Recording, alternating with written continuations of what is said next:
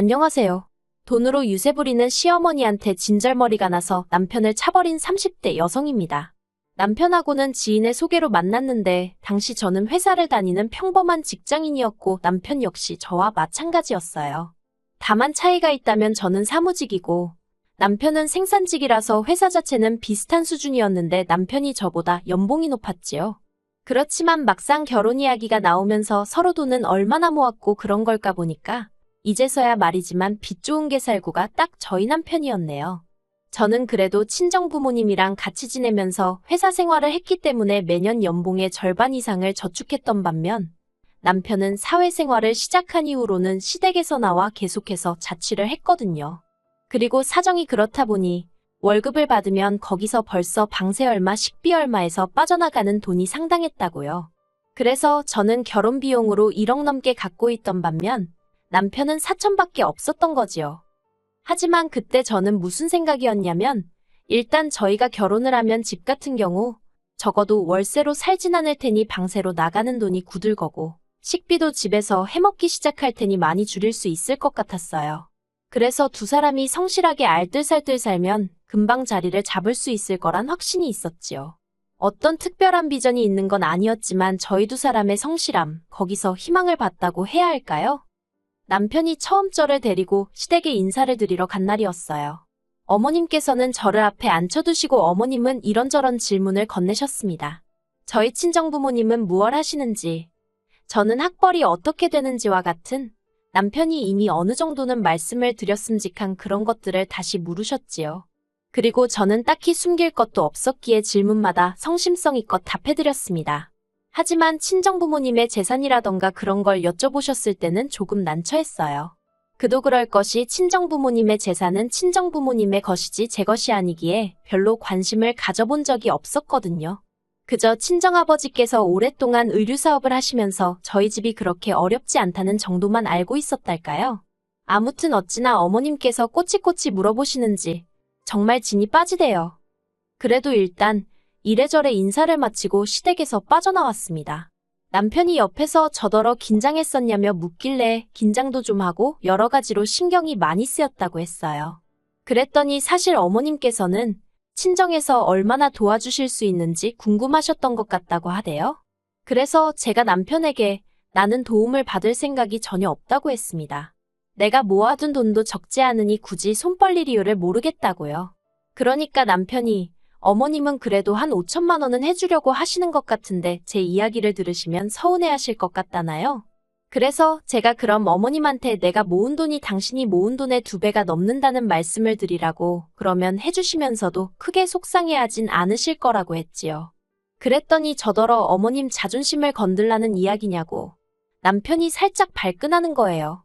지금 돌이켜보면 이때 뭔가 이상함을 감지하고 결혼이고 뭐고 판을 엎었어야 하는데 그때는 그냥 제가 말실수를 했나 싶어서 남편에게 그러니 돈은 아니었다고 미안하다 했어요.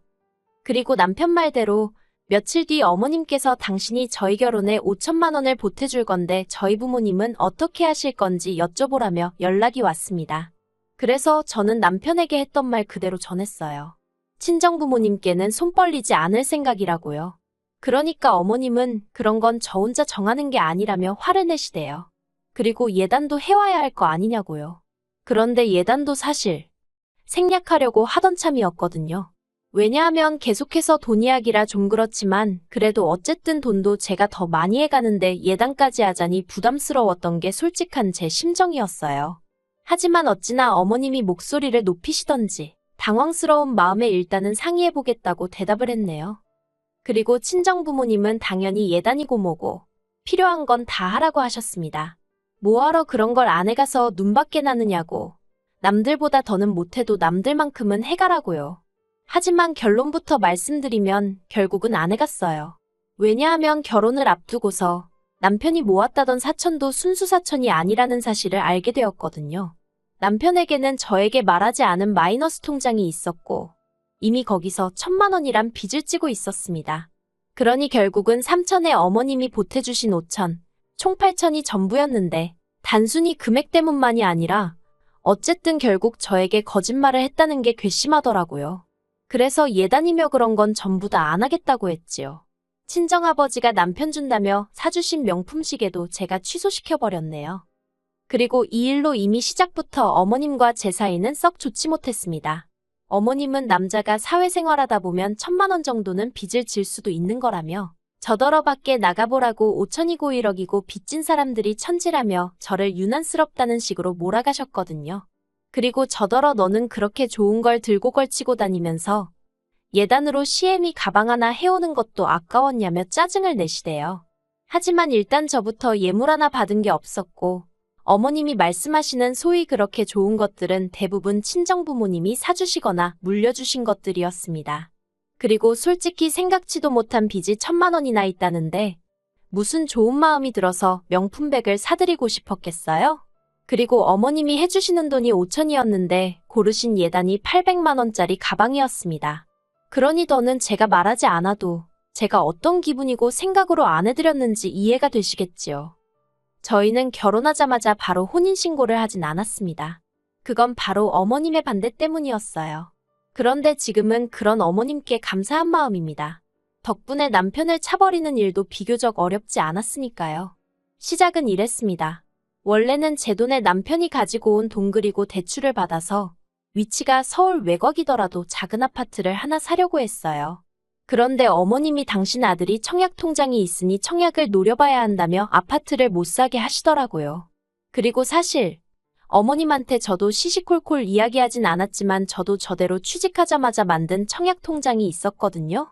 그래서 속으로 그래, 남편이든 나든 누구 하나만 되면 그것도 나름대로 대박이지 싶긴 했어요. 하지만 동시에 남편이나 저나 딱히 받을 가산점도 없는데 언제까지 청약만 바라보고 있나 싶은 거예요. 저희가 전세만 전전하는 사이에 다른 집들 집값은 다 올라가면 어쩌나 걱정도 되었고 그래서 이런저런 생각으로 골치가 아프던 와중에 친정어머니 아시는 분 중 부동산을 하고 계시던 분이 정말 괜찮은 매물이 하나 나왔다며 연락을 주셨어요. 그리고 바로 찾아가서 보니까 마음에 쏙 들더라고요. 그래서 남편에게 그 아파트를 사자고 했어요. 그런데 어머님이 그러면 명의는 남편 명의로 하라고 하시대요. 당신이 5천만 원이나 보태줬지 않았냐면서요. 그래서 저도 저대로 제 돈도 1억 들어갔다 하니까 그럼 혼인신고하지 말고 제 3자 명의, 그러니까 어머님 명의로 하랍니다. 솔직히 제가 약 먹은 것도 아니고 미쳤나요? 그래서 결국 그 아파트도 안 사고 혼인신고도 안 하게 되었죠. 그러다 작년에 제가 청약에 당첨이 되었습니다. 남편도 같이 신청을 했는데 남편은 떨어지고 저만 붙었어요. 1억 남짓한 현금이 필요했는데 남편이 선뜻 5천을 내주더라고요. 하는 말이 원래는 자기가 청약에 붙으면 보태라고 어머님이 따로 주신 돈이었답니다. 그런데 자긴 떨어지고 제가 되었으니 일단 저더러 쓰라고 하더라고요. 그리고 그때만 해도 제 재산이 남편 재산이고 남편 재산이 제 재산이란 생각이 컸기에 별 생각 없이 받았었어요. 그렇다고 시쳇말로 그 돈을 제가 날로 먹을 생각은 절대 아니었고요. 매달 얼마씩 갚아드려야겠다는 생각을 하고 있었습니다. 그리고 이제 청약까지 되었으니 슬슬 혼인신고도 하고 공동명의로 할까 하는 생각도 했지요. 그런데 이 일이 있고 얼마 지나지 않아 생각지도 못한 상황을 맞닥뜨렸습니다. 남편이 저 몰래 또 주식을 하느라 대출을 받았던 거지요. 그런데 적반하장도 유분수지. 제가 왜 상의도 없이 대출까지 받아가면서 주식을 했냐고 물으니 자기가 원래 그 5천만 원을 저한테 안 줬으면 대출도 안 받았어도 됐었답니다. 그리고는 자기도 그때 뭐가 눈에 씌어서 그 돈을 저한테 준지 모르겠다면서 막 화를 내는 거예요. 이 일로 인해 저는 남편에게 크게 실망을 했고 공동명예는 말도 안 된다는 결론을 내렸어요. 그리고 그 다툼으로 인해 저는 남편과 약 2주간 말을 안 하고 지내게 되었는데 솔직히 그런 와중에 제가 남편에게 밥을 차려주고 싶었겠어요? 빨래를 해주고 싶었겠어요? 제가 그렇다고 전업주부도 아니고 저도 남편처럼 돈 벌어오는 직장인이었으니까요.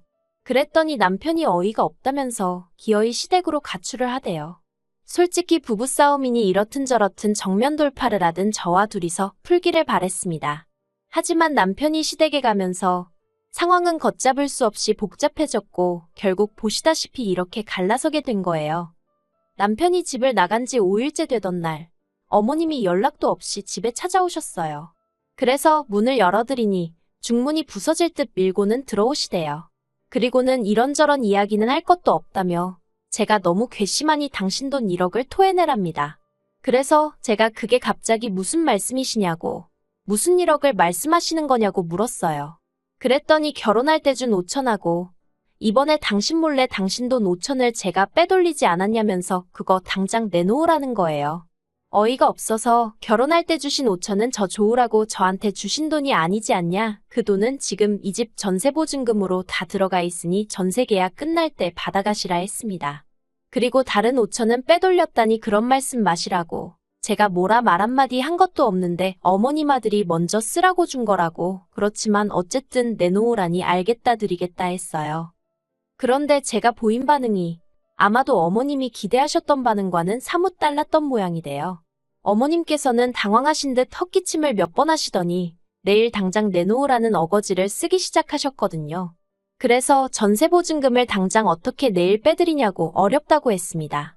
그리고 나머지 5천도 일주일이라도 시간적 여유를 주셔야 하는 거 아니냐고 했지요. 그랬더니 그건 제 사정이지 당신 할 바가 아니라나요? 그러더니 아니면 그 청약 당첨된 아파트 명의를 당신 아들 명의로 바꾸랍니다.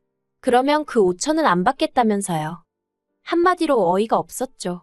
제가 무슨 바보도 아니고 당첨된 아파트는 이미 피가 5천 넘게 붙은 상황이었으니까요. 그래서 어머님더러 세상에 그런 계산법이 어딨느냐고 그렇게는 못 드린다 했습니다.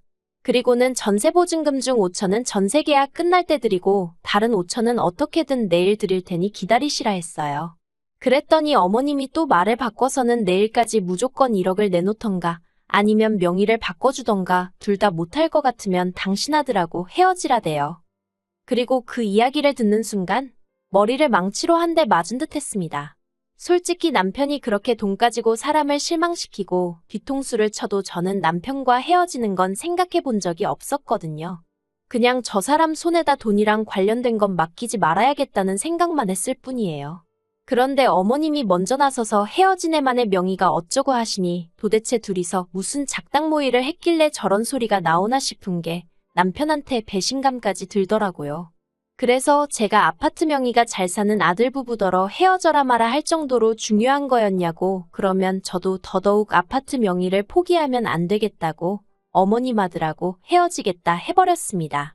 그러자 어머님은 이번에도 당신이 기대하신 대답이 아니었는지 뒷골이 당기네 쓰러지네 어쩌네 하시더니 댁으로 돌아가셨고요.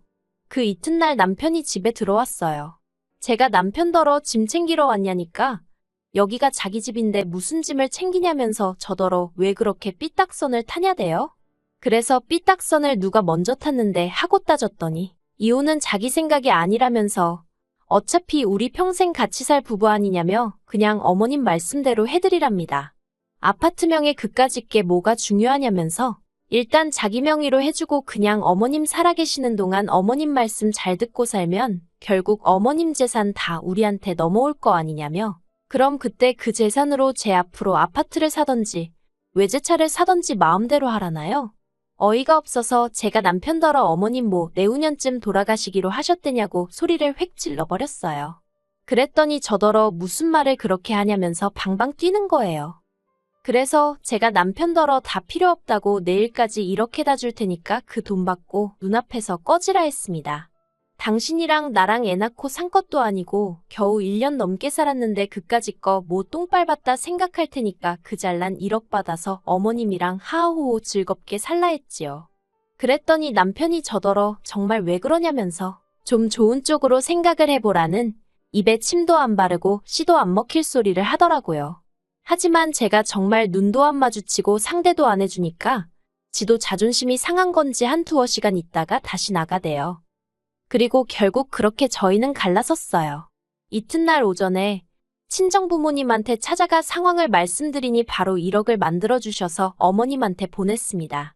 그랬더니 곧바로 어머님이 전화하셔서는 당신이 진짜 1억 때문에 그랬겠냐면서 저더러 1억 다시 줄 테니까 아파트나 공동명의로 하고 남편한테 미안하다고 전화나 한 통 넣으라대요.